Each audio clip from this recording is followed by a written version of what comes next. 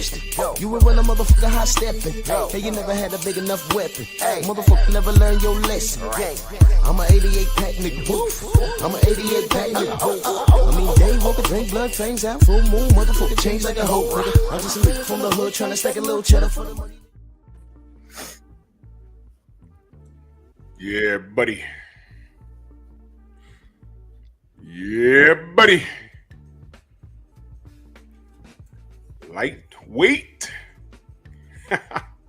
Lightweight, baby. Let's bleed. Drew Titan Bronx on deck. Shout out to the mighty LDBC.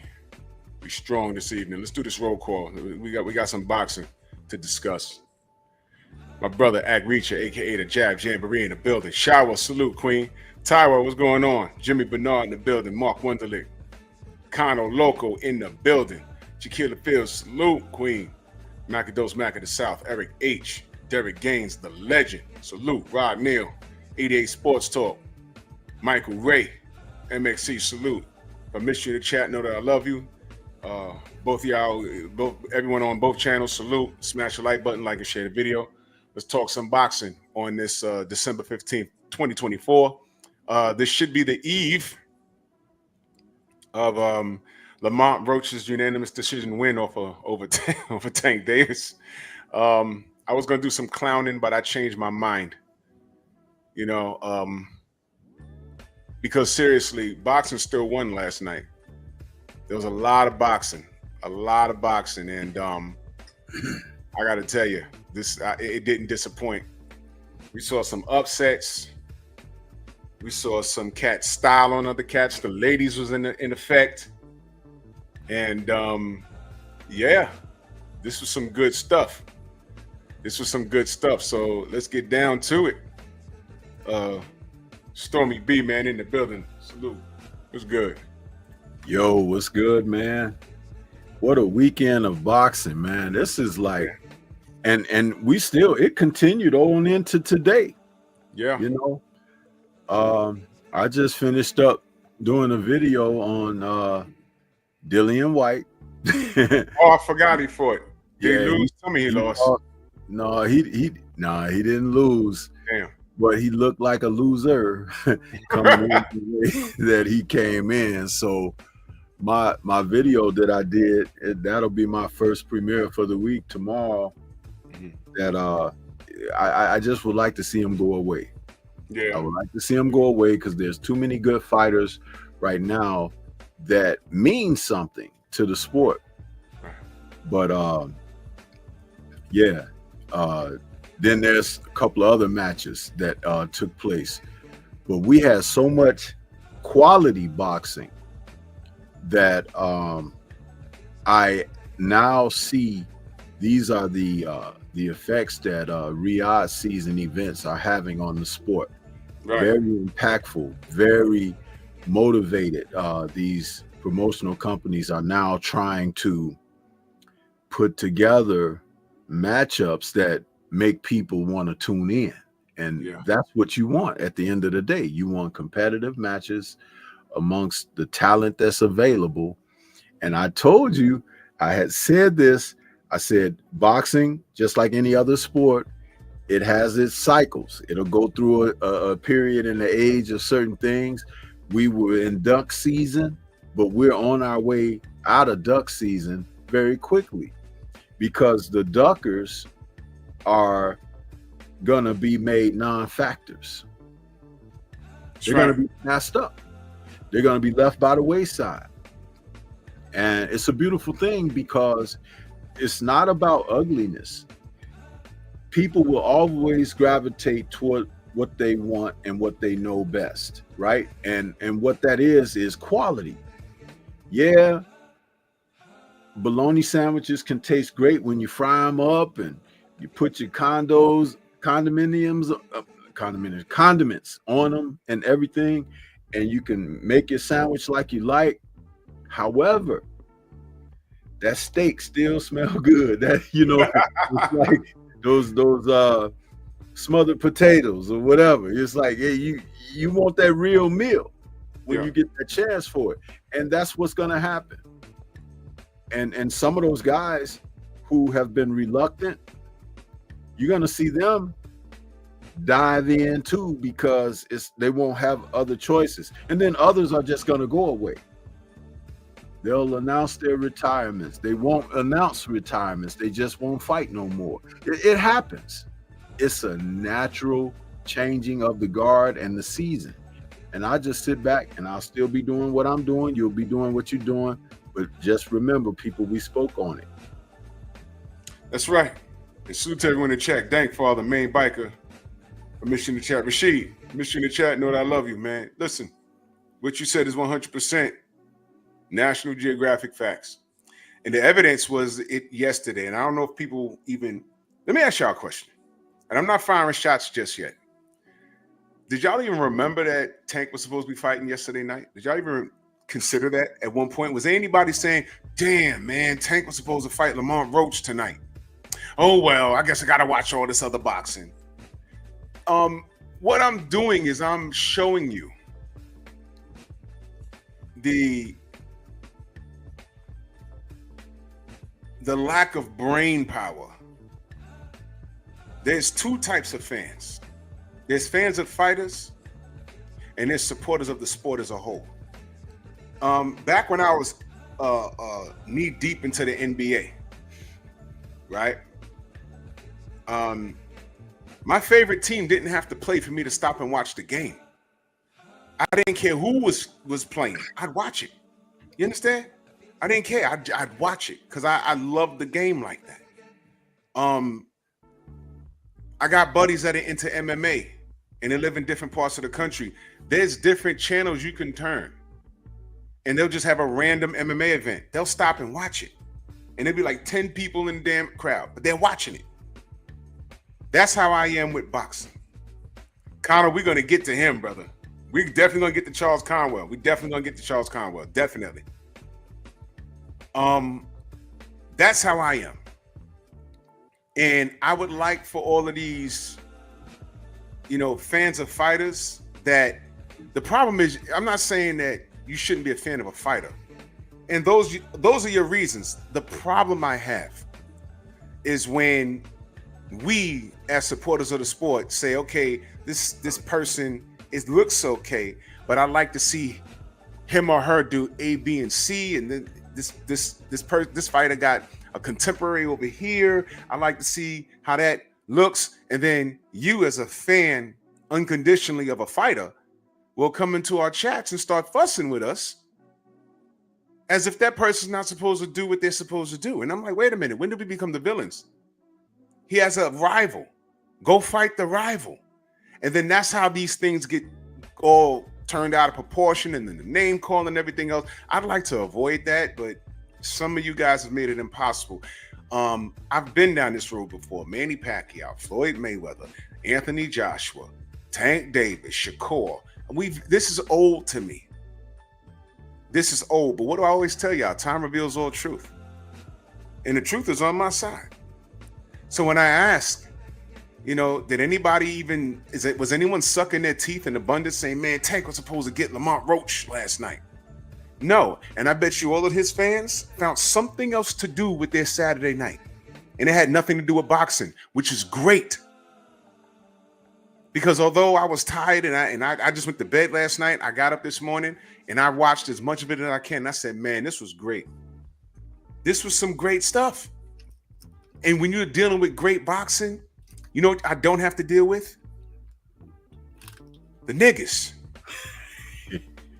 You see how that works? When I'm talking boxing, I ain't got to deal with the niggas. And it's beautiful. Look, I've come to terms. Canelo's former opponent lost last night. We're going to talk about that. I'm over Canelo. I understand. The kid's going to the Hall of Fame. He did just enough to get to the Hall of Fame. He told you, I'm not fighting David Benavidez. David could get in there and get steamrolled by Morrell. Then he'll be ready to fight him. But that's not a good thing because for all you know, David might be to David Benavidez. He could lose to Morrell. But David Benavidez could be to Canelo what Antonio Tarver is to Roy Jones. No matter what they do Antonio will seem to always have his number, no matter what. So he told you, he told all of us, I'm not fighting this guy, and that's it. So my thing is, take a crap and get off the pot, get out the way, because I'm talking boxing here. Morrell versus Benavidez, wonderful. I love that. And what we had last night, that's why the name of the show is Boxing Still Won last night, December 14th. Nobody was checking for Tank. Did anybody go on Twitter and go to any Tank fan page and say, oh man, we supposed to be watching Tank and the hell with the PBC? Anything? They're not even depressed about it.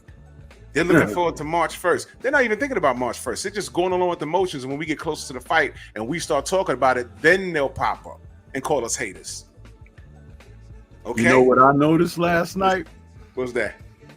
I was like, after such a outstanding day of fights and fight cards, right? Even though the typical overlapping 2 events at similar times and things like that, because we had 2 in the early part of the day and 2 in the evening.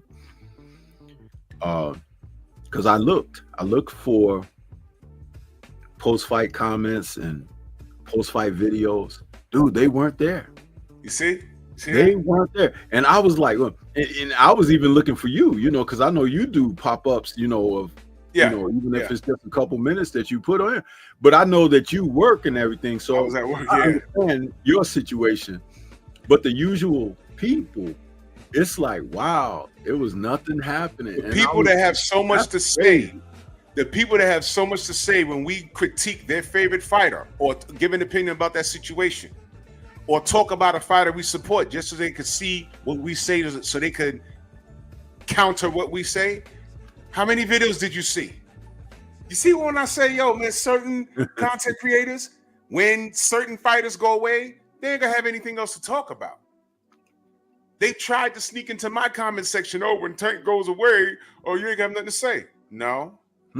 Where are you when I talk about everything else? I had some fool comment when I made mention on my last live about Inui and the hand wraps from Stacking Wraps. He goes, oh, why didn't you say that Inui wrapped his hands? And I know he's watching right now. Smash the dislike button because I'm talking to you. Why didn't you say? He says, why didn't I say that Cool Boy Steph, that Inui's team wrapped his hands how Steph wrapped it? And you know what he threw in there? Blue Blood said it. He dropped the link and timestamped it. You hear these people? You see what they do? So I said to him, oh, okay, so you missed all of the times when I said, I told Steph, I did a whole video of it. Congratulations, you revealed that he stacks his wraps. But now we know it's legal in Japan. So you have a choice to make. Leave and don't fight, or fight. He chose a fight. And like you said, he let that boy touch him. And he got stopped. That's it. And part of my breakdown was what? I said, he better not go over there and let this guy hit him. Let that guy hit him. You said that. So I wasn't calling him a cheater. I said, they brought it out. I saw it. There was a video of it. And I said, okay, you caught him. You got a choice to make. Stay or leave. He stayed. And then he let this dude hit him. That's it. I'm over it. And I responded to this clown. I said, you didn't see. I said that countless times. See, that's what it is. That's when you say, you see people live to try and contradict everything you do. That's how you know they're paying attention. But comprehension, fueled by extreme hatred and jealousy and envy, those are all female traits, by the way. Those are all female traits. Yep. Right? Because men aren't supposed to move like that. We're very direct. But with that being said, if you're gonna pay attention to me and try and use something that my brother Blue Blood said, you need to dig into my archives and do your research. All you gotta do is put in Stephen Fulton in my search engine. You'll see every video that I said about that fight. I said, oh, stacked wraps. Then one fool said, "Oh, well, you making it up." I didn't make it up. His team said it. They had a whole press conference over there. I said, "Okay, now you found it. What y'all gonna do?" That's what I said. What you gonna do? What you gonna do? Oh, you're fighting? I'm done then. I'm done. I just amplified what y'all said. Y'all staying? Okay. And he got knocked out. That's it. So you missed that though, right? And see, this is what I'm saying. All these cats are trying to nitpick. Yo, you're feminine. Very feminine. And y'all proved it last night. You know why? Go to your favorite channel that likes to contradict everything we say here in the LDBC. And ask, did they do one post-fight about any of the fights last night? Not one. Now, my excuse was I was at work, and when I came home, I was tired. I went to bed. But I said, I'll catch everything in the morning. And I woke up to great news. It was a great night of fights. Look, go to your favorite channel. What are they waiting for me to do something before they say something about it? If I say, man, Charles Conwell was looking like James Toney in his prime last night. This is my response to Jude Titan. He just said James Conwell is better than James Toney. Well, Charles Conwell's better than James Toney. And that's your material. You guys got to pay attention. Okay? I'd rather have quality over quantity. I don't want these unruly big ape. I'm calling him by his name now. I don't want no big ape fans around here. I don't. I really don't. Don't want you here. Like I didn't want the AJ fans here. Like I didn't want the Pac-Tards here. Like I didn't want the Flomos here. I don't want you around me. Go over there. Go that way. And I'm cool. All right. Yeah, Masamusa. I'm gonna get on that tomorrow. I'm gonna give these clowns what they want. Today we're talking boxing. So let's get to the cards. Let's start with the ladies. Ladies first. Let's start with the ladies. How many of y'all even watched that? Let's start with the ladies. That's another story there. It's like that's a whole other story. Tune in and watch the ladies, but you better, because that's where some real hellified boxing is happening. Man. Talk to me, Stormy. Take me through it. Tell me what you saw. Because, man. Well, first of all, and salute to Shower out there. She's in your chat. That's Go subscribe to Shower. She's putting out fire content. Yes. Absolutely. And it's great to hear her voice and other queens out there like Tay Tay and Sugar Free Mars. You all, the queens of the ring boxing. All of you are doing wonderful. Ladies are cooking.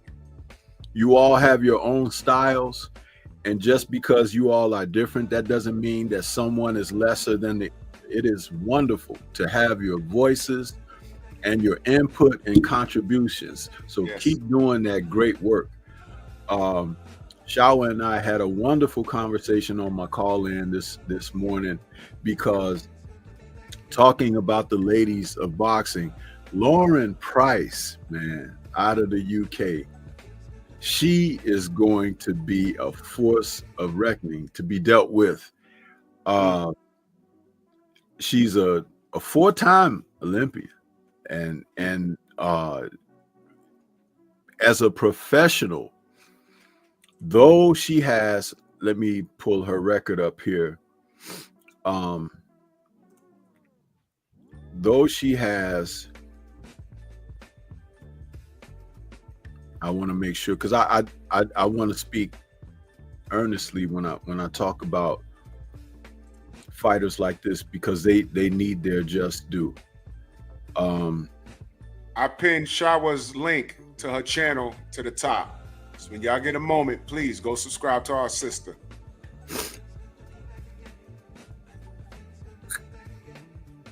I'm trying to pull her up. Where? Because I had it set up. Oh, here we are. I'm sorry. I was looking at my wrong page. Though Lauren has a record of simply 8-0 with 2 KOs, even though she has 2 KOs in her victories, she breaks her opponents down like a more experienced veteran. Yes, she's 30 years old. She's a southpaw, 5'5.5", fighting in the welterweight division, but she has that command of ring presence. She goes about her work. She's very serious and focused in the matches. And if anyone wants to give credit to what Gabriela Fondura is doing with her wonderful career going forward, don't overlook the likes of Lauren Price, because this woman is doing it as well. You heard me speak on Caroline Dubois. Well, Lauren is right there.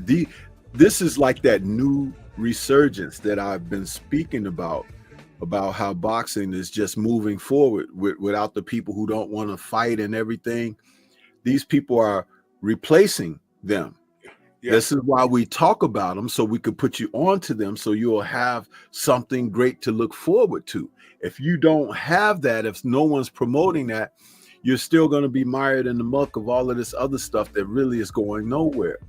But Lauren went in there last night, man, and she faced a woman that was fighting out of, I think what she's fighting out of Colombia, Bexy Mateus. And she had an undefeated record of 7-0 with 6 KOs, but she had only been fighting in Colombia. Well, Lauren took her apart like, I guess you could say a master tech would take apart an engine on a car. She just went out there and removed this and removed that and put her on her ass within the first round. She just, it was like, but it wasn't like looking at a so-called mismatch. That left hand, man. Yeah. Oh. Your screen froze. Yeah. Let me refresh that. You can still hear me okay, right? Yeah, I can still hear you. Yeah. So, but she went about it. It was like she just took that woman apart, and it was great to look at because, like I spoke of a master tech, you could see what she was doing. And Mateus was trying to, she was trying to punch with her but it's like when she stuck her left jab out, Lauren's right hand or her left hand was coming across and boom. And when she hit her clean, she just dropped her. I was work of art, man. This is really, really a good performance for her. And it's interesting because in her post-fight, she was talking about, she won the title in her previous fight. She thought that she would get an opportunity to face some of the other champions and everything, but she says nobody wants to fight her because they could see her skill set. You know what I'm saying? And you got an old guard out there with 2 belts. Yeah. In Natasha Jonas. And Natasha Jonas ain't trying to see that girl either. That's why I put a picture there. That's why I put a picture there. They ain't trying to see Lauren either. But it's okay, Lauren. You know why? Just keep doing what you do, and everything will be at your feet before you know it. Because they'll force it. The popular demand will make that happen. Are you going to do it or not? And she'll be forced to either do it or get rid of the Canelo's doing. Yep. I'm not going to do it because of blah, blah, blah, blah, blah. Yeah. But you need to let people know what's going on because we're going to hold your feet to the flames. Oh, yes. Absolutely, man. And like I said, it's just amazing to watch that because that type of talent. And I'm just saying, the likes of Katie Taylor and all of them, man, they will retire before they see that young lady. They will retire because she is that good.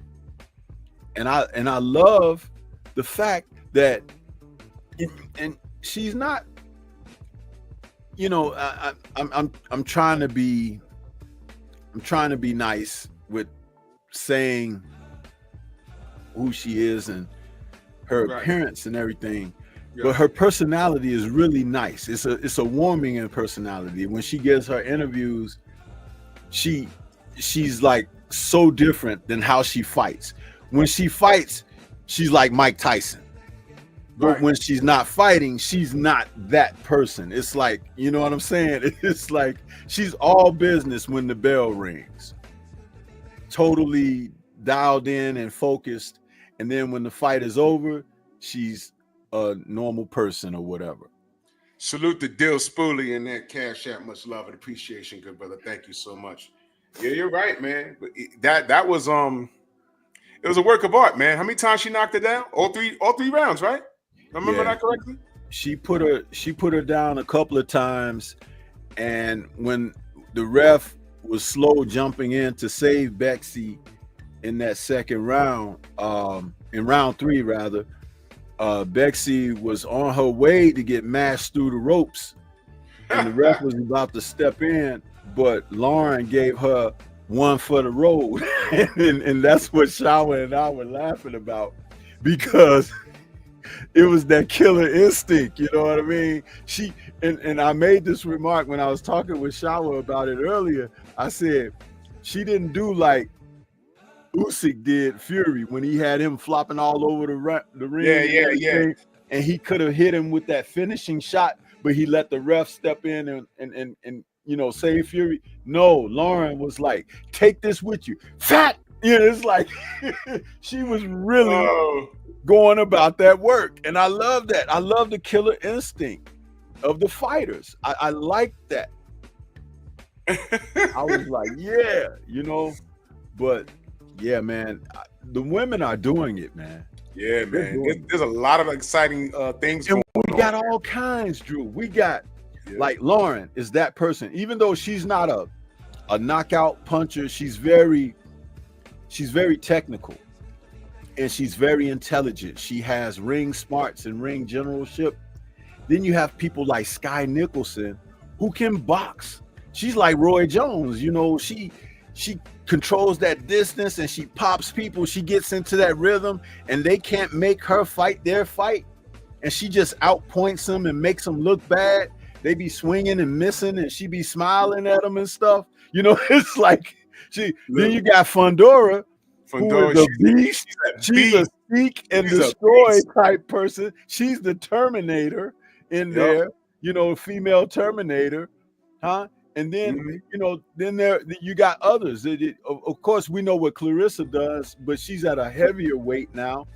And then you got the two old guards, and Taylor and Serrano. They even have a differing of styles that these other ladies that we're talking about don't have. And like I mentioned earlier, Carolina Dubois. Caroline is a damn good fighter, man. And I had said for a long time she was the best fighter in the Dubois family. Now Daniel has taken his rightful place, which is a great thing to see. But that hasn't made Caroline any less fierce, because she's now starting to have trouble where she can't get some people in the ring with her. So, I mean, boxing is doing its thing now. It really is. Man, I'm so glad. I'm so glad that you guys really, you guys here, y'all understand, man. If you love boxing, you saw this last night. And we're still talking about the ladies. And don't let me forget Marlon Esparza. She came back last night. The girl from Texas, you know, another former Olympian. Marlon is out there. She beat up that young lady that Esparza.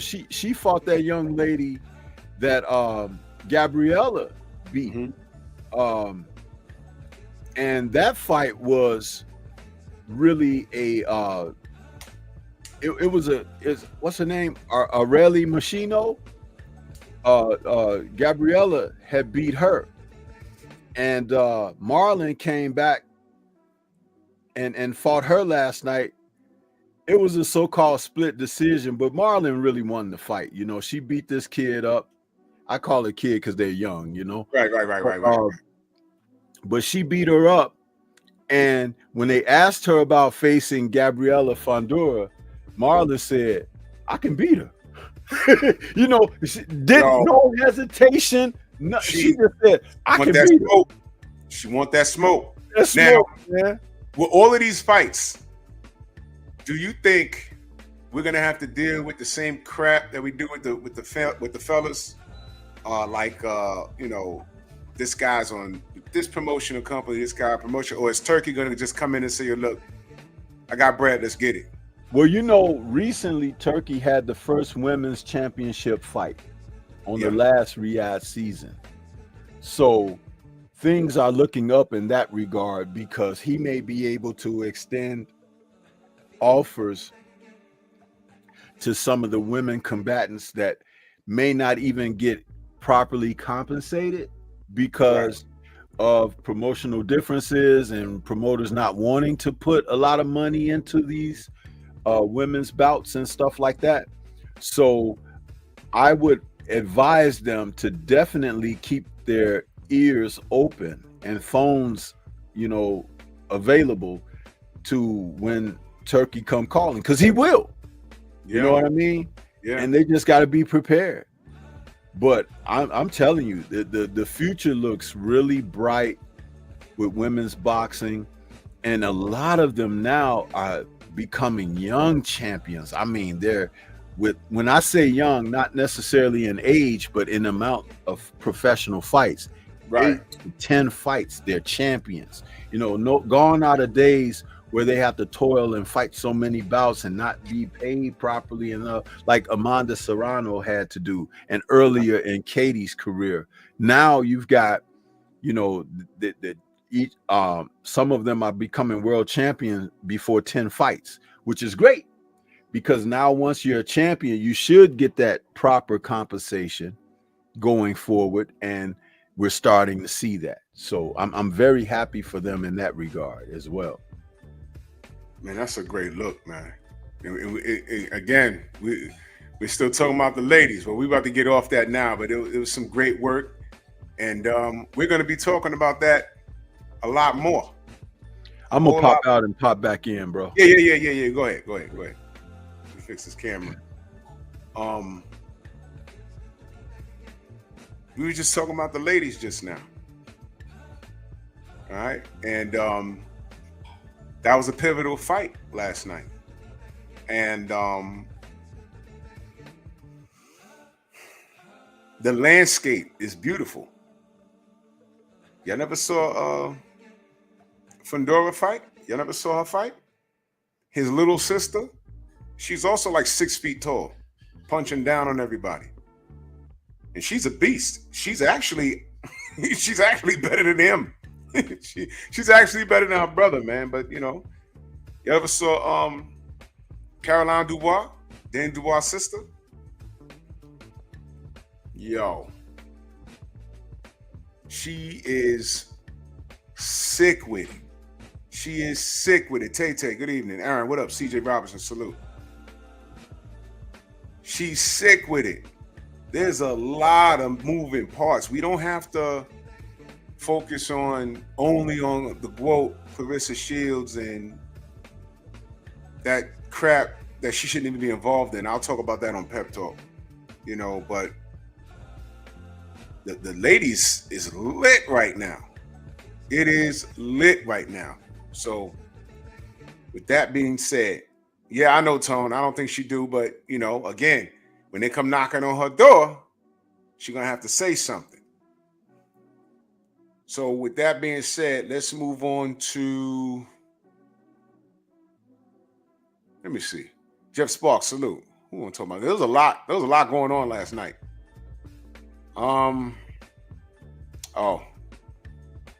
Let's talk about Rocha last night. Who y'all think won?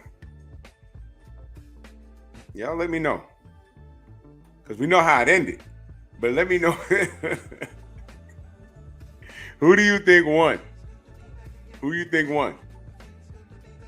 CJ says Rocha. You think he won? Okay. Anybody else? I watched it this morning and I was like, uh-oh. CJ says more commentating was biased. I muted I'm muted. I don't want to hear anything these guys got to say. I don't want to hear. I don't want to hear anything that these guys. I unmuted in between the corner. I want to hear the corner work. I've become fascinated with corner work as of late. Yeah, Storm. We're talking about Rocha. Who'd you have last night? I thought that Rocha was the guy who controlled the fight, the tempo of the fight, dictated the tempo of the fight. And I thought that Raul Curiel fought from behind a lot. He was second. You know, Rocha was first doing what he was doing, and then he was third because Curiel was second. And had Curiel taken a lead to do some things, to initiate certain things, I could see him getting more consideration, but he didn't. And that's the difference. And I spoke about that on the call in today as well, because you can be enamored with the illusion of what you're watching. Yeah.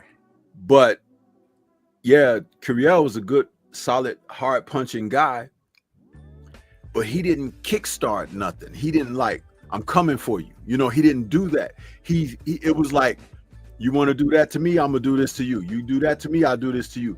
No, sometimes you gotta say, I'm getting ready to do this, and you can't do nothing about it. You see what I'm saying? And you have to have a different disposition to take the initiative, take the play away. That's just like prevent defense in the NFL. You know, with a great offense, you're just gonna be giving up yards and eventually a score, because you're not stopping anything. You ain't knocking nobody off the ball. Right. You ain't knocking the ball away from somebody. It's the same thing in boxing. And what Rocha did was he started off boxing very well, and then he turned it up to fight a little bit too. But when he fought, he was fighting on his terms. I'm going to get in here, I'm going to hit with these few shots, and I'm going to kind of step back out. And, you know, and then I'll attack again. You know, he wasn't just laying on the inside, just having a slugfest, which is what Curiel really wanted at the end of the day. But he didn't give him what he wanted 100% of the time. He gave it to him maybe 35, 40% of the time. You know, and that was a difference. Do you think he got consideration because he stuck around that long and made it to Curiel? Yeah, you think he got consideration? No, I think he got consideration because he fought back, but he didn't do enough to take the fight. And that's where it is. They give him respect for, hey, you fought. Because, you know, when the fight ended, I had said, man, this takes me back to Morales and Barrera. You know, the way those two guys went at each other. But remember, in their fight, how it was like one would be doing something, then here comes the other one, you know? Yeah. But in this fight, you had Rocha doing something, but it was more like Curiel reacting to it than doing what he could do too and trying to impose it. He never tried to impose himself. Yeah. That's the difference. Yeah. I lean towards. It was highly entertaining. It was. I lean towards Rocha. The most entertaining part was Oscar. At the end, just a ball of confusion. You know, it was like, wow. They're gonna run it back. They may as well do it in March. Run it back. It was a pretty good action fight. And I agree with you. Curiel was fighting from behind the whole night. CJ Robinson said his inside game is trash and has bad feet. I see exactly why you said that. Rocha. This is also something that was missing. The trainers. Curiel's trainers never picked up on what his best asset was. I'm going to ask you and pose the same question to the chat. Do you know what Curiel's best asset was? To me, it was his awkwardness, because Rocha never was able to capitalize on his horrible movement, but it is what it is. What he didn't capitalize on was they were the typical orthodox and southpaw opposing fighters, with Rocha being the southpaw. It was announced during the fight that Rocha's trainer, was that Freddie Roach? Was that Freddie Roach training him? Don't get me lying. Oh, that was Curiel trained by Freddie Roach. I don't remember who was what. It was an earthquake or whatever. But anyway, what I'm getting at is this. They had said that Rocha trained to move clockwise as a southpaw, which is dangerous against a orthodox fighter because you move into the orthodox fighter's power hand, the right hand. He was setting the table for Curiel, who best shot was his 1-2 from mid-range to distance. He did not capitalize on that the entire fight. He landed it a few times, but not enough. He didn't do it or incorporate it enough to take Rocha in a place of discomfort. He just scored with it. And sometimes when you get a guy in that type of position, you have to take advantage when the eating is good. And he didn't do it. It was almost like he was giving up those two shots, the 1-2, with him moving counterclockwise into your power for the sake of letting him get a little closer. So because you want to fight on the inside. That's dumb. It's dumb. So once again, we have failed corner work. Yeah. Unbelievable. But do you see how, like I said before, if people don't know what they're looking at, you don't know these things. But how do I know? Because I know. It's like he's moving to your right hand. Slide over, time him with that right hand. Boom! That's easy pickings. You don't even have to look for him. Usually a southpaw is moving the opposite direction, counterclockwise. He made the fight a whole lot harder than it needed to be. Absolutely. The trade-off, he made it exciting for us to watch, but the trade-off is it didn't have to be that way. Because now he got a draw on the record. And you could blame the judges all you want, but that's his damn fault. And that's the name of that tune.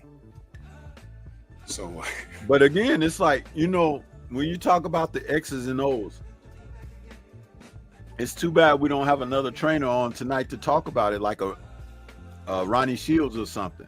Because if you got this guy moving and he trained to move clockwise into the opponent's power hand, but the opponent is not throwing the power hand. He's waiting for him to get closer on the inside so he can work on the inside. Well, I'm sorry. That's like, it's almost like you're not going to eat if your wife don't fix your plate. right. But she might be on the phone. She might have had to make a run in an errand, but the food is on the stove. But it's right there. But you looking, damn, it sure smell good. And you sitting at the table like this, waiting on somebody. What you doing? Huh? Get your ass in there and make your plate, man. That's how I liken it. And see, when I put it in those kind of terms, yes, it's funny. It make you laugh. But then you see the stupidity behind it, because it's like, yeah, that's all he had to do. There you go. Well, they run in the back immediately. So we're going to see how smart Rocha is and how inept the corner work is. We're going to see. We're going to see. I'm interested. So we'll see what happens. It's a damn good matchup, though. They're evenly matched. It's almost like this. It's like They're strong enough to push back and forth against each other, Right. but not dangerous enough punchers to take another out with a single shot. Yeah. Unless a guy gets hit with a shot like they don't see, or something like that. But Someone gotta make a the way mistake. that happens is you got to set it up. You can't be waiting, because sometimes you got to make it happen. You got to take an initiative. Yep. So speaking of mistakes, drink more water. What's good, brother? Speaking of mistakes, does anybody want to explain what the hell that was with Jaime Munguia last night? Oh my goodness! Look, man, everybody could get it. Now, let me give Jaime Munguia his props, because the man stays busy. I'll give him his props. He'll be in the ring in 2 months. He'll be in the ring. He might want to run this back immediately.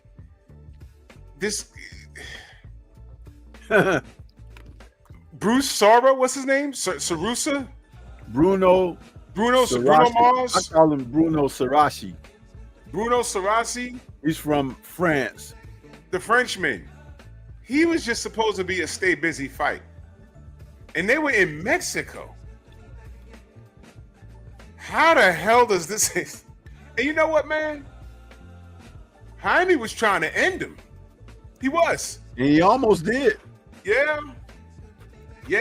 And he ate one. And he ate it so bad.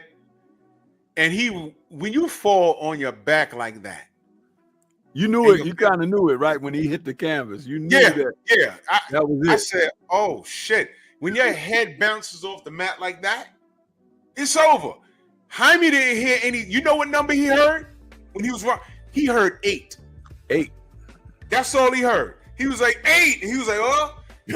Props to him, because he got heart. But I'm telling you, all he heard was 8. And if the ref had let it go, then he'd have killed that man. Listen, he made a mistake, bro. He made a mistake. And what's really interesting is this. And for anybody that wants to say Jaime can't take a punch and all of that, no. Jaime's been in there with guys who can crack. Yeah. But yeah, he made a mistake. He moved into the guy and lowered his guard at the same time. When in other segments of the fight, his guard was up. But for some reason in that instance, and I think it's because he was doing good work against the guy against the ropes, he just had a mental lapse or something. He didn't. But Sarachi saw him drop his hands, and to his credit, threw the shot. It's a lot of people, and we say you could drink more water. That was an amateur mistake. It was. Right. But we see this with old fighters all the time. The opening is there, but their reflexes are gone and they can't get the shot off. That was not this instance. What Bruno saw the shot and threw it. It was almost like when Juan Manuel knocked out Manny. Yeah. Because he had trained for Manny to come in and do that little stutter step and then dive in, and he let it fly when he came in. What credit to Bruno for throwing the shot, because he was looking for it. You know what I mean? He wasn't so engaged in the fight where I got to protect myself and stuff like this. He was like, and the dude only think I think he had 3 or 5 knockouts or something on his record. He don't have a lot of knockouts. Main Biker said he had a lower KO ratio than Paulie Malignaggi, man. Yeah. That is incredible. But it just goes to show you hit a guy with the right punch at the right time, and they go bye-bye. I'm trying to let's see if I could get the clip here. You know, they might give me some crap over it or whatever. This is on X. Y'all can see that? You can see it, right, Stormy? Hold on. This I had this pulled some- Yeah, I see it. They came back and finished it. Oh my goodness! Mugia goes down in round 6. no. He's done. Oh my goodness! He does not. Oh my goodness! How at this level does that happen? He got Dude. caught lacking, bro. That was amazing. Damn.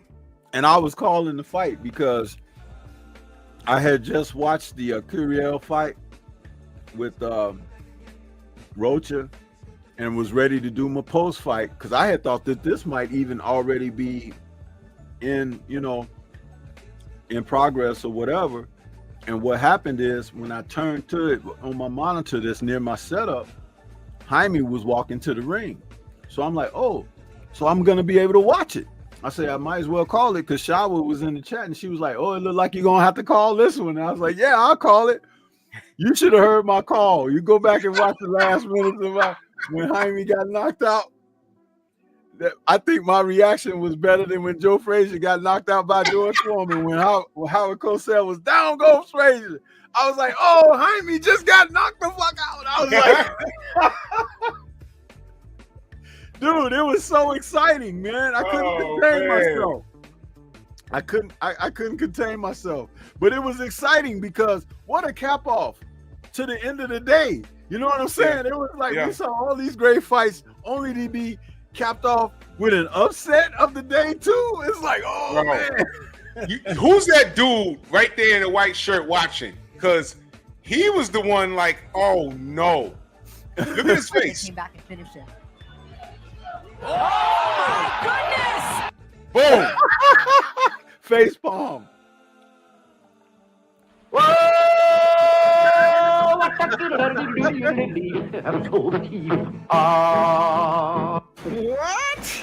Oh my God. Man. He was like, oh my God, why? How'd this happen? So can we say that Bruno won the fight or Jaime lost the fight? Is it one of those things? KBGJ in that super chat, much love. He said he dropped his hands with his head in the center. It was almost as if he posed for his own KO crazy upset. He did.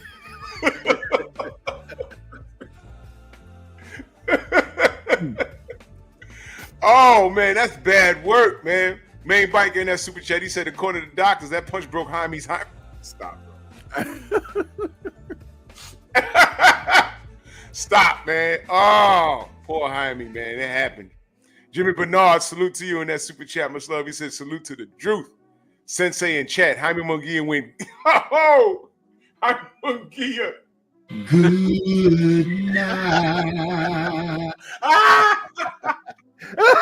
I'm sorry, Jaime. We got to get you, though. We got to get you. But who's his man right here face palming? Oh, man, that's bad. That's bad. That's bad. He's like, oh. The funny thing about those people ringside, they got the same look on their face that everybody always have when some shit go down that they weren't expecting. They all got that same look. You remember when Elmo got knocked out? When El Rayo put him on his ass? Oh, man. Wasn't that something? The camera caught his corner. Them dudes doing just like this. And that was the end of that. Because he lost 2 in a row. Ain't nobody checking for him. Man, that was bad. Look at him. Happen. Get up, get up, get up. Nah. Oh. Yeah, man. Yeah, bro. Yeah, bro. He was done. He was done. Drake says he think that was a personal photographer. Wow. Yeah, yeah, that's bad. That was all bad. But salute to Jaime. You know, Jaime ain't never done nothing crazy. He just wanted to fight the best. But I remember, who remembers about, damn, that might be about maybe about 10 years ago now, right? When he was calling out Gennady Golovkin. And back then, I was like, all right, but yo, Golovkin will beat his ass. Back then, 10 years ago, Golovkin would have beat his ass. Because you know why I say that? Jaime hasn't changed at all. That's who he is. And he made a mistake. He's always game. He'll be on you like a cheap suit. Go back and watch the Derevyanchenko fight. That was crazy. Yeah, It was literally rolling on the floor. It was crazy. He hasn't changed. Derevyanchenko was hitting him so much. That's when I called him the human bobblehead doll. Remember? That's what I called Jaime at that Derevyanchenko fight, because his head was just popping back. That's why I say he been hit by guys who can crack. It's just that this guy hit him at the right time. It's just like perfect, man. That uppercut that Canelo hit him with was a shot he didn't see. I don't think he saw this right hand by Bruno. I don't think he saw it. No, he didn't. Because he was so busy paying attention to his own work. He's the human bobblehead. He was so busy paying attention to his work. He just got careless, man. I tell you, man, boxing is something else, ain't it? When stuff like this happen, boy, it's like you remember where you were, what you were doing. It was like, man. But I was calling that mess, man, and he went down. I was like, oh, Jaime is down. I was like, and I don't think he's getting up. He's like, man, that is bugged out, man. That's bugged out. Hey, man. Look, it happens, y'all. And I think this is that was tonight. The 14th was the last major weekend for boxing. Do we have one more card? yeah, 40 years ago? Usyk versus Fury 2 next Saturday. Oh, yeah, next Saturday. Oh, shit. That right there, we're going to have a panel for that. We're going to have a panel for that, man. That is, yeah. Usyk versus Fury. Yeah. But this was a good this was a good night in boxing, man. Because that was the unexpected. That right there. That was the unexpected. That was the unexpected. And no shade to Jaime. Now he can say, yo, look, I did it. That happened. Now I'm going to come back. Now, I doubt the rematch will look the same. Jaime going to beat his ass, bro. I think Jaime almost knocked him out. He hit him with a right hand left hook that put Bruno down, and Bruno looked the worse for wear in that instance. And he got up, and Jaime was on top of him, but the bell saved him and everything. But I was saying, as I was calling the fight, I was like, I think Jaime's kind of playing with his food a little bit. I said he's probably trying to give the people a show, didn't want to finish the guy too fast and all of that, and didn't capitalize on when he had the other guy hurt. You don't get paid for overtime. Fuck that. Get him out of there. Get him out of there. Because now the rematch, Jaime don't make that mistake again, though. If he make it again, that's going to be insane, because he just got knocked out by a guy with an extremely low KO ratio. That's the part right there. But, it happens. So he'll be back. I'm not going to shame him. You know what I'm saying? Drink going off in the chat. He messed up your bet. Yeah, I see him out there. that brother just me. You know what, man? You gotta stop it, man. Just stop. Just stop. Oh man. So let's get to the brother Charles Conwell at 154. Yeah. And did I hear some James Toney-esque shades of James Toney-esque stylistically in the ring? Talk to me about that. Yeah, I saw Conwell as a very complete fighter, man, as he performed against Varega.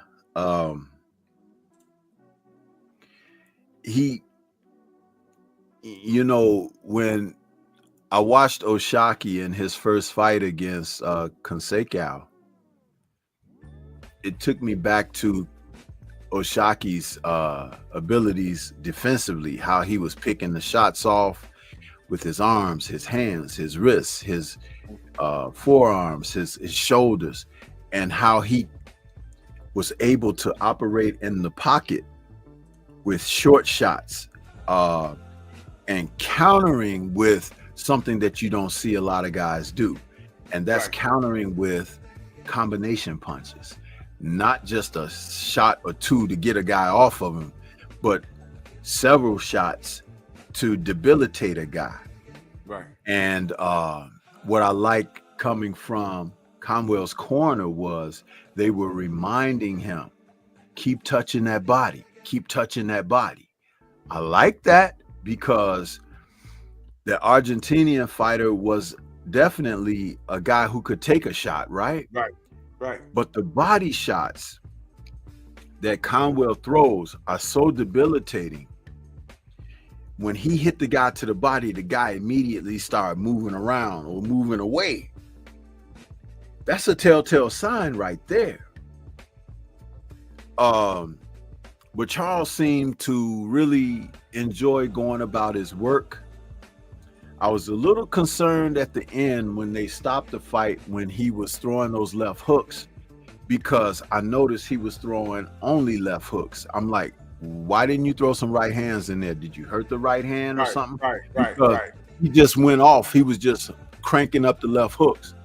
But it could have been an easier KO for him had the right hand mixed in with those other shots. Right. Only he can answer that question. And it's a wonder whether or not he'll answer it honestly. But also, there was something that I noticed about that too that wasn't there. Though he cranked up the left hooks and he cranked them up very well, there was no variety. He was throwing them to the same area all the time. He didn't mix anything up. You could throw a left to the head and a right to the body, followed by a left to the body, then a right to the head. You have to work a guy up and down and just in one spot. Even when guys do that shoe shine, going to the body like this, no, the idea is to bring shots around, up the middle, to the side, over the top. It's like, that's the real 4-punch combination. You know what I'm saying? Right. And a lot of fighters don't know that because those patterns are not taught nowadays because you don't see nobody doing it.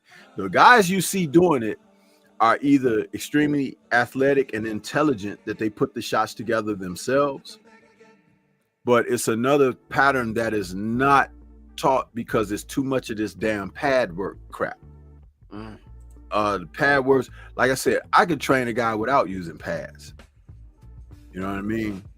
And what I noticed about Conwell too is he's always in a position to get a shot of his off. He knows the counter to throw. If he caught something here, he's coming this way. Or if he catches here, he comes straight back at you and then follow it up with something. He is very intelligent with what he does.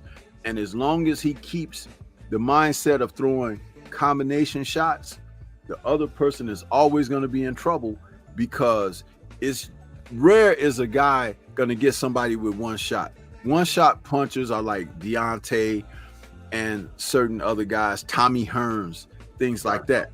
But when you put the shots together, that's what really it puts the mental stress on a fighter because he don't know where they're coming from, and it's like, oh, like I just want to go down, you know, I just want to stop. I'm looking at some of the replay right now.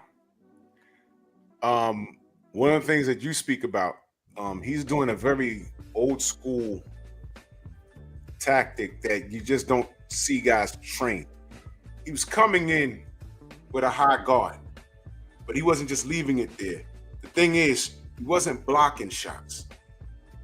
He was picking them off. He was slapping them out the way and looking for a counter shot.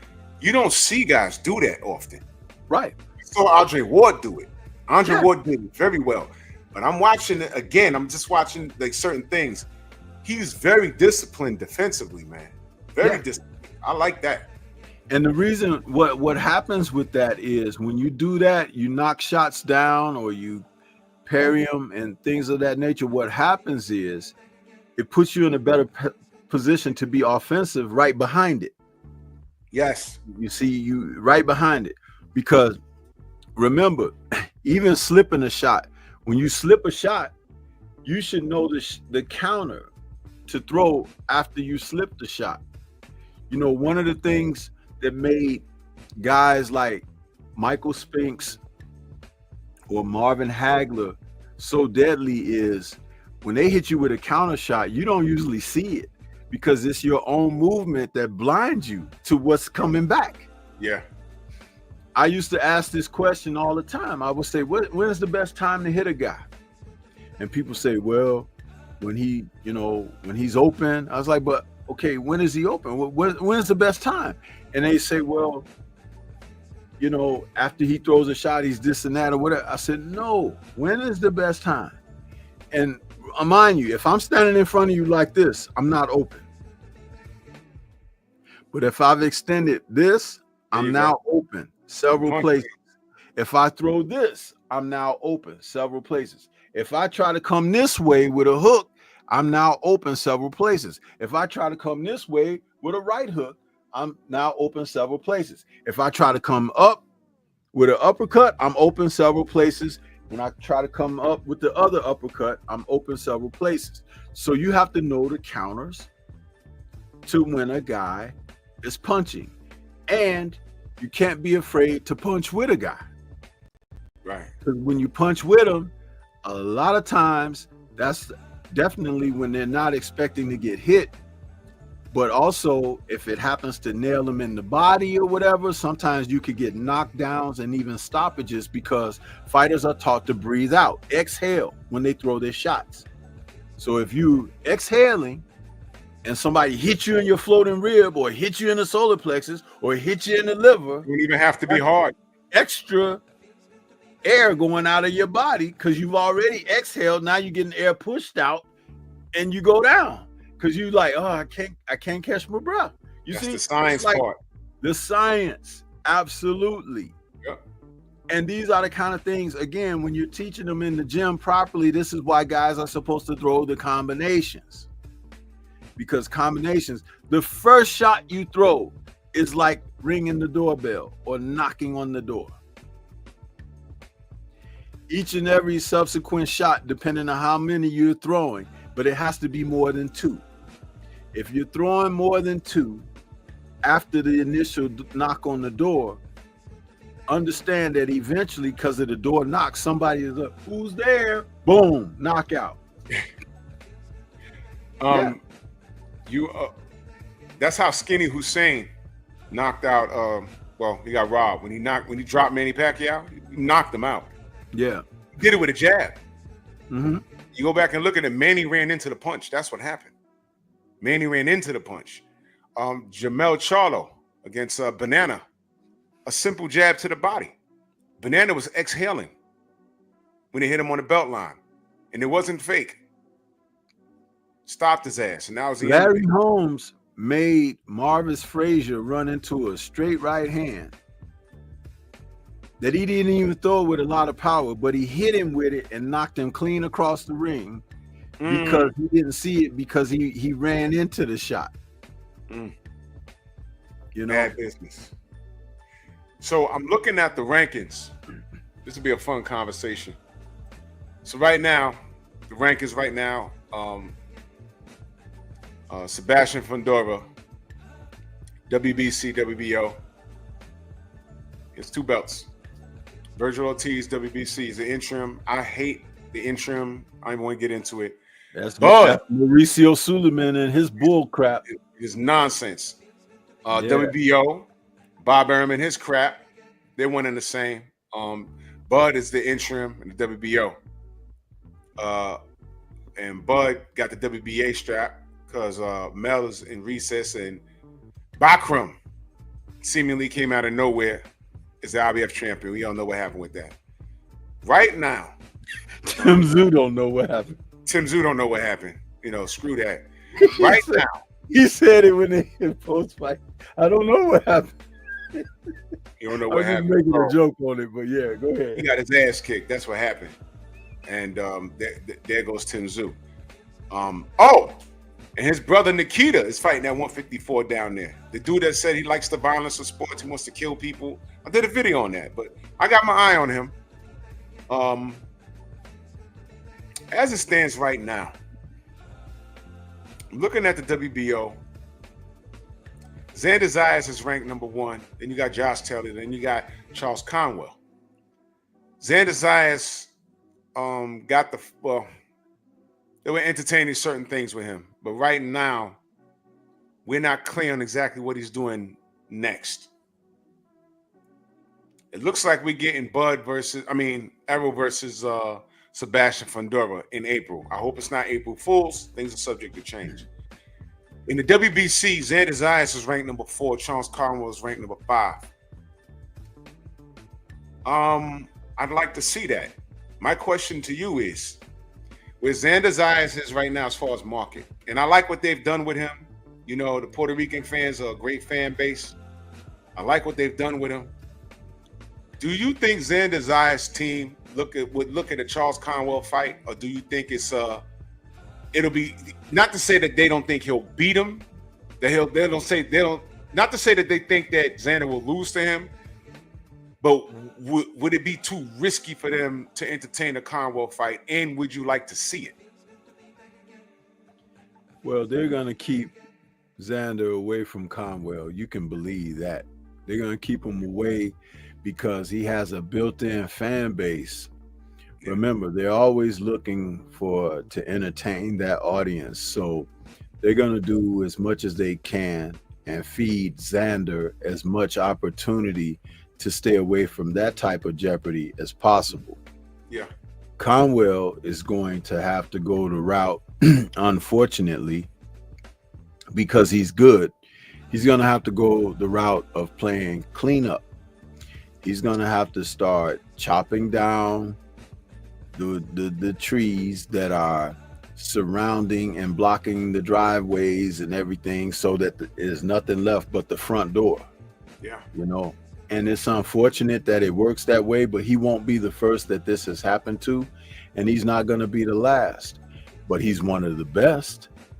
And that's why I have confidence in him. See, when you're good, you don't worry about, oh, these guys don't want to fight me. You just heard me say a little while ago about Lauren.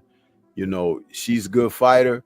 There's a lot of fighters don't want to fight her, but just keep going about your work, because eventually somebody is going to have to either just give it up, or they're going to have to lay it on the line and take their chances against you. And that's when you find out who's real and who's not. But at the same time, the fighter like Conwell, if he has a chance to stay busy, he fought 3 times this year after missing almost a year and a half, almost 2 years out of sport. So Yeah. try to turn that up in 2025, especially if you get stoppages where you're stopping someone inside of 5 or 6 rounds. Get back out there. You know what I mean? Show your promoter that you want to fight. If they offer you certain fights, even if you feel like, man, the money might not necessarily be right, take it. I like to drink more water said, man. Virgil, the Madrimorph, Ortiz Madrimorph, you know what I'm saying, give Conwell that winner. I would like to see Conwell get more vocal, because what I don't want him falling by the wayside, because that was a statement. It's stylistically, I like what I saw. He fought a very disciplined fight. And there's just certain things that I like seeing a fighter do in the ring. You know, I watch for things like that. I think he could go very far. I think he beats Virgil Ortiz, but that's just me. Madrimorph, same thing. Right now, Zayas is ranked ahead of him, and you know how top rank. This is why I brought it up. You know how top rank and the WBO and the WBC does. You know how they do. They want to see who's going to give me the most bang for my buck, who's going to carry that green belt and bring asses to the arena. And right now, that's Xander Zayas. So that's why I was asking, did you hear them trying to sabotage Conwell last night with the Boo Burgers? No, I didn't hear that. Wow. What they say? Dude, no, it was like during moments and stints during the fight, he's beating on Varega, and they were booing. They were booing him. Yeah. See, I didn't pay attention to that. Yeah. That, they were man? booing him. Shaw was in the chat. She'll tell you. It was like, it wasn't that he was doing nothing wrong or whatever. This is how you know that what we talk about, that bias, it's like it is definitely there, man. They were booing him beating on the guy. He was doing just like he was doing Varega like James Toney was doing Vasily Girov. Remember that fight? Yeah. James Toney was doing the same stuff. Wow. But there were some boo birds. Well, he's gonna have an uphill battle, and I want to get him on. One thing that'll stave off the uphill battle is if Oscar speaks well of him. If Oscar doesn't speak well of him, because he's a dynamite fighter, he is. If Oscar doesn't speak well of, it's going to go against him because Oscar's his promoter. Oscar is already talking about Virgil, right? He talks about him and everything. Yeah. But if he doesn't do the right thing and only Virgil gets the promotion and everything, because they'll pick up on it and be like, well, you know, Oscar ain't endorsing him, so we can, you know, we got a right to boo him. We got a right to say this and that, even though that's his promoter. And see, you also have to pay attention to Mr. Follow me to the bathroom, because he needs to be saying certain things too. Well, you heard me say, now this is the thing. Now, you know, James Toney and Bernard Hopkins don't like each other, right? Yeah, they never fought, by the way, which is a crime. But anyway, yeah, because B-Hop didn't want it. But but you heard me mention Conwell brought back thoughts of James Toney. Right. That's not a plus when it comes to Bernard Hopkins. Hell no. Unless Conwell. See, I'm saying these things for people to understand the so-called business. Think about it. If you don't see him singing no praises on Conwell, it's personal. B-Hop seems to hate on fighters that could outshine him, and he catches flashbacks. This guy remind me of Lights Out. You know what I mean? James was sucking up all the limelight while he was in prison. But anyway, man, he should be. When he went to Golden Boy, I thought that he would stick up for the brothers. No, he just hung in the back. And he's just a figurehead to distract us from what they're doing over there, man. Come on, man. He became the biggest shine that we ever seen going over there. But I will tell anybody who would listen, for these young fighters who are looking to sign with somebody with good and proper representation, you guys need to look up Bill Haney. You need to do it. You need to do it. I understand why. Look at the results. Look what he did with Devin. Just need to go ahead over there, man. Boots should have been over there. Boots should have definitely been over there. Yep. And if Charles Conwell, Shakur should have been over there. Shakur should have been there. Yeah. I'm gonna tell you what, if Shakur was about that life, he'd have had an undisputed matchup with Devin. No question. You know, but you know, these people, their hate thrives, you know. But meanwhile, the alternative, you know, we found out today people getting fired over there. I'll talk about it tomorrow. But that's some crazy work over there. But that's all good. But Charles Conwell, he's something to watch. When he gets looked over on opportunities, it's going to be our job to point it out and be like, yo, look, man, because there's a lot of moving parts at 154. And Bud is in the conversation for everything. So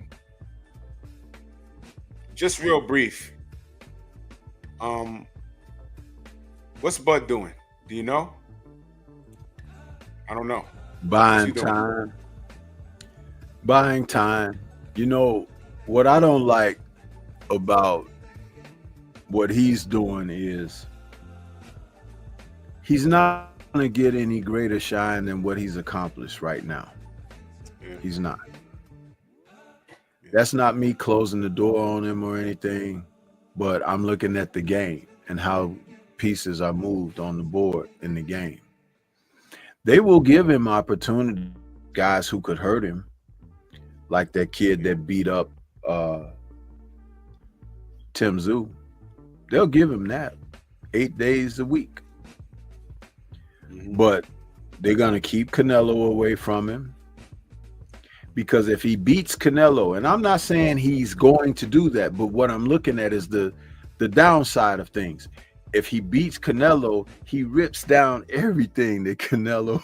It's like it just rips it to shreds. I already see things. They talking about Jaime losing to this guy with this low KO ratio makes the case for Bud. Please, let's not do that. Let's not do that. I know he's waiting for this Canelo fight. And y'all already know how I feel about people chasing Canelo. Right. Make your own trail. Bud is already great. He's already a Hall of Famer. Yeah. Just become undisputed at 154. Because Canelo can't say that he's done undisputed at 40, 47, and 54. He hasn't said that. And guess what? If he becomes undisputed at 54, he can still go to 160 and try his luck there. There's still time. Don't forget Canelo. Let popular demand do what they do. If they say, yo, Canelo, go fight Bud, because if he can you imagine if Bud becomes undisputed at 54 and 60? Can you imagine that? That's why I don't mind these guys becoming unified and having 2 or 3 belts in one division, because the next man could come up and just snatch all those 3 belts. There's still time, but don't wait up for no goddamn Canelo. Yo, man, I don't care about no Canelo, man. And the only reason why I say that is because he's not giving me what I want as a consumer. So I'm done with him. I don't care about what he does moving forward. He was actually entertaining Jake Paul. Please shut up. I don't want to deal with that. You don't in the same breath, you don't say, oh, Jake Paul's an option and Bud Crawford. No, man, shut up, man. Get out of the way, man. You're going to Hall of Fame. Get out of the way. Stop it. Yeah. But sky's the limit for Bud. I don't want him running up to 168 and giving this guy all these advantages, man. He don't need to do that. Salute to my brother, Drink More Water, in that super chat. What's up? He said Conwell, Xander, Ramos, Virgil, Lubin, Fondora, even Caleb Walsh, young guns under 30. Need to mix it up. We need Bud and Mel to settle up. And Drink, listen, because you was in Vegas. I know for many years, y'all thought Drink More Water was Bud. He's not. I met Drink. The table, Drink, and tell me if you agree with this. The table was set after he dominated Errol. When he jumped on that second rope and looked at Mel and said, "You're next," the table was set. Mel, I didn't see this until later. Mel, when they put the camera on him, he said, "I don't know why he's talking to me. We're not in the same weight class." Because he was already, in his mind, he was already going up to fight Canelo. Now, my thing is this. In my opinion, Mel was already undisputed at 154. In my opinion, what he was supposed to do is hop over that rail, get in that ring, and after Bud has his moment, step to him. You beat my man, I got next. I'm telling you, Bud versus Mel in Texas is a sellout. It's a sellout. You don't need no goddamn Canelo to solidify you. It was there. Bud versus Texas. The storyline is there. And Errol could still come back and get his rematch. You don't need, what does Canelo have to do with that? And I looked at Mel and I said, man, and then as soon as the bell rang, he fights Canelo. They take one of the WBA snatches the belt from him. And he don't throw a goddamn punch for like 9 rounds. So what was it for? You should have fought Bud. It made sense. You're right, Drink. Mel ducked the smoke. And it was there for him. I wish y'all guys, when I'm talking about these fighters, stop chasing Canelo, man. Stop. Stop putting money in his pocket. Because he ain't trying to put money in your pocket. Stop. What the fuck, man? I agree. Man, god damn, man. I God agree. damn. Bud versus Mel, about 4 months after Bud did Errol dirty, that blows the door off of whatever they're having in Texas. Pick a city. Houston, San Antonio. Pick a city. It knocks the door off. And Bud is a road warrior. He don't give a fuck. God damn, man. That would have been crazy. That would have been my first time in Texas for that fight. But he wants to take $10 million, $2 million less than what he paid Sergey Kovalev, which is a mind fuck. And then not throw a punch for like 9 or 10 rounds. And then gets dropped. For all of this, you should have fought Bud. And guess what? Y'all know how the PBC does with back end money and shit. I bet you he'd have made more money fighting Bud. I bet you. But I don't know what I'm talking about. I'm not even talking. He lost everything taking the Canelo deal. He did. He killed himself. Now no one takes it. You're right, Drink. Now no one takes him serious. Career suicide. Who got Mel beating Bud right now? Who got Mel beating Bud right now? I don't. I just don't. I don't, man. Yeah, Damn. He lost his titles. He lost his undefeated status. He lost a fan base. He lost his self-respect. He lost his self-respect. I mean, just L's after L's after L's with that situation. That's just ridiculous. I mean, but you know what? And someone wants to say, well, you know, he was daring to be great. That's bullcrap. That's another thing that they hang on these guys who are avoiding what should be obvious and taking other routes to access the bag. Listen, man, daring to be great is going out there fighting who you need to fight to become undisputed. And you don't hop weight classes for the convenience to be and say you was a champion in multiple divisions unless you're fighting the guy who's the man of the division. Understand that? Understand how Canelo moved. Canelo grabbed all of these belts, but he never beat the man for the belts. He lost to Floyd. That's one right there that he didn't fight. And Mel and Maul were the men, with belts. He didn't fight either of those guys when they were the man, And so when you look at how he's moved, when David Benavidez was the man, he didn't fight him. But he fought a vacant title fight against a former sparring partner to get that title. And becoming undisputed in that weight class, he hasn't fought none of the number one contenders to defend that. Imagine that. And we're many years on, and he's still, and one of the belts just recently got taken from him. Just recently. Listen, just a bunch of foolishness, man. I don't want Bud fighting Canelo out of principle. That's number one. Just out of principle. And like I said, Bud will have accomplished something greater than Canelo. We're not talking about sales and the backing of particular people, because the amount of black people that don't back Bud, that's a mind fuck in itself. I even want to get into that. But I want y'all to consider this. Bud can become undisputed at 154. It can happen. It can happen. That is some legendary shit right there. Now, I'm man down, y'all. I'm man down. But I'm also very realistic. I'm very realistic. And kudos to Bud. If he goes undisputed at 154, right there, he can hang it up. I'm cool, bro. I'm cool. Because you know what I could say? Canelo did that? No. And I want to tell you guys something else that you may not like. Certain fighters who don't have a chance in hell of accomplishing certain things shouldn't try to run interference as a result of keeping someone else from being great. Yeah. That's happening a lot in the sport too. Yeah. We saw it when Dillian White was trying to jump in front of Anthony Joshua for Deontay Wilder. I mean, there was nothing about the sport of boxing that craved Wilder, Dillian White. Nothing. But they kept putting him like a guard dog in front of AJ when AJ had a title and Deontay had a title.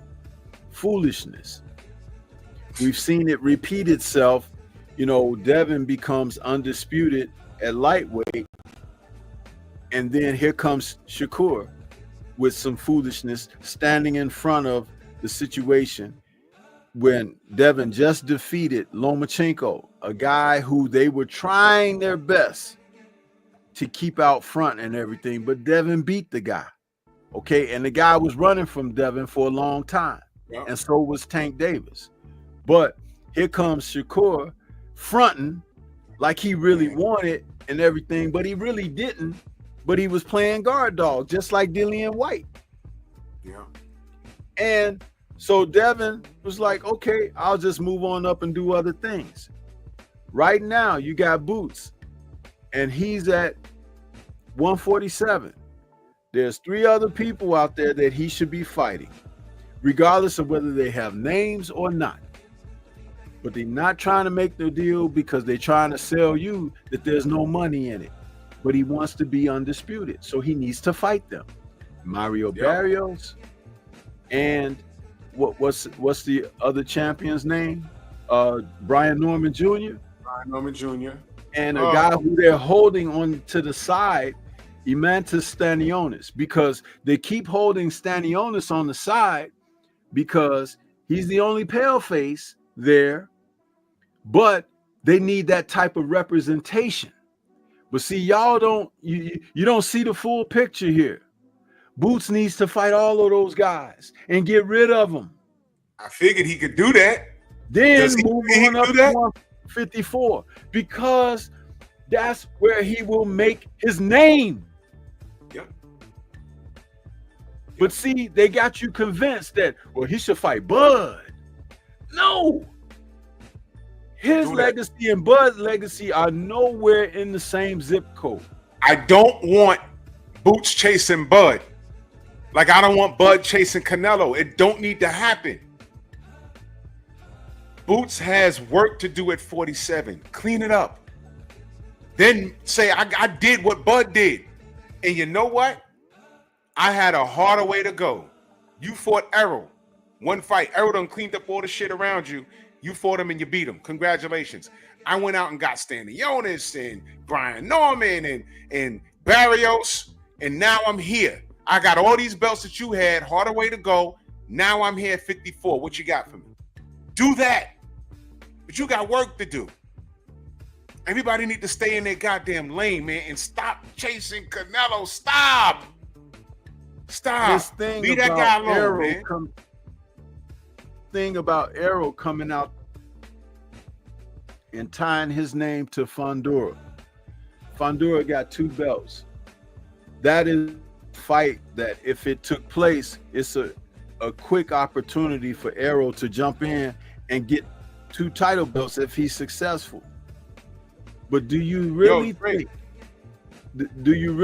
that Errol is in good standing to beat a guy like Fundora, who's younger and fresher and everything that Errol's been through with the inactivity and the last type of fight he had and all of that stuff he's an unproven circumstance right now. Yeah. And you guys think that he's a Superman? He is a man. And the thing is, he should be coming back trying to fight to see where he's at. But what if he's not where he's supposed to be, and then he gets in there against someone and he looks really, really bad? See, then you're going to be angry They shouldn't have did that, and he did. But I'm saying it's like, when is common sense in? So he's being used. He's being used to get 154.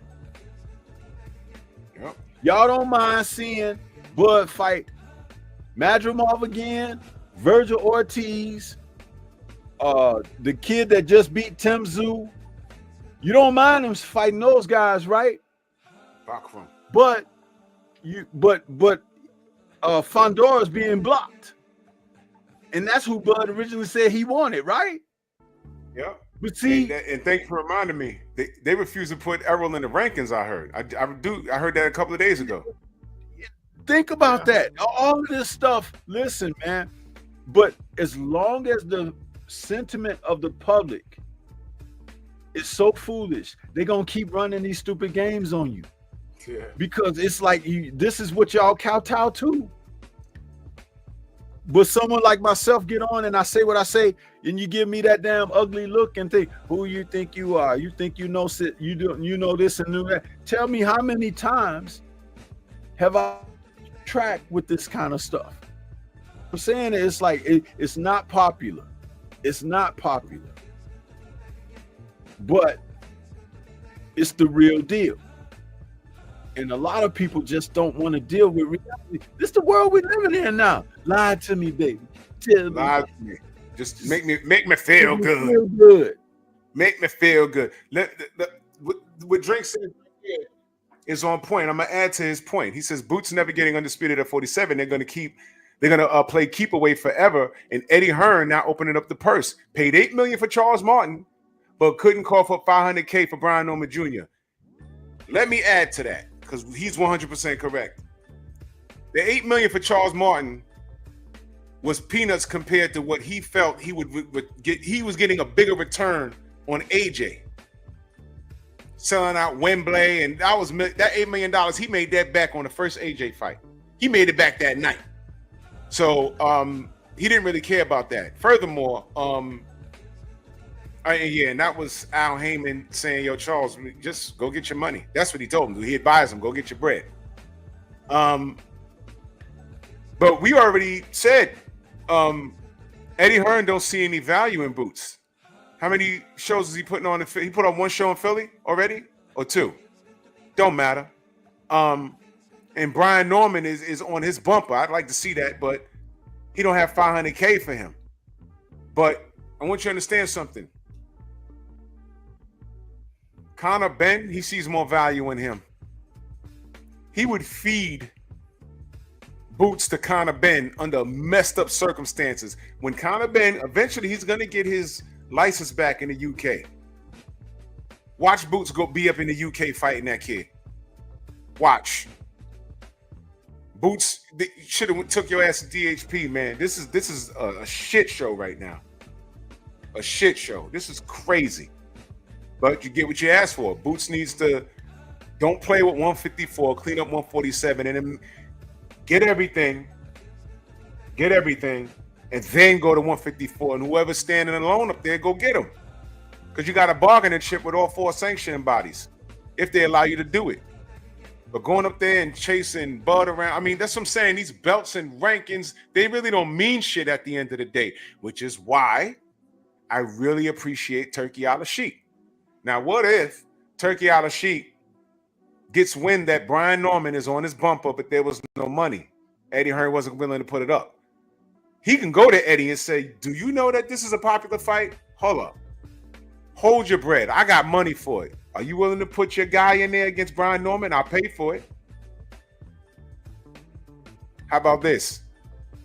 He's not even going to talk to Eddie. He's going to call Brian Norman Sr. and Boozy directly. Because that's what he does. But hey, that's just my opinion. I don't even know why Conor Benn is even fighting. That's why the eggs are missing. Crazy stuff, man. But anyway, we're going to get out of here, man. Yo, salute to everybody. Venmo, Zelle, Cash App, Stormy Lemonade, they can find you. Everybody can find me right here on YouTube. Stormy B-Man is the channel. And Stormy B-Man in all caps, but no cap. You already know what it is. I'll be back here tomorrow morning talking some boxing. And it is what it is. Uh-oh. A little stormy. A salute to y'all. Pep talk tomorrow night. And there you go. Yeah, there you go. Pep talk tomorrow night. Salute to y'all. I think the Queens should be on soon, if they're not on right now. Queens of the Ring. Meet Jay, Boxiana. And love the sport. We still had a great night of boxing on December 14th. And ain't nobody with, not even Tank fans was looking for Tank. They forgot about that weekend. Nobody was moping saying, oh man, I wasn't. You already know what time it is, man. Bronx on deck. Move! Why are you gay? Who says I'm gay? You are gay.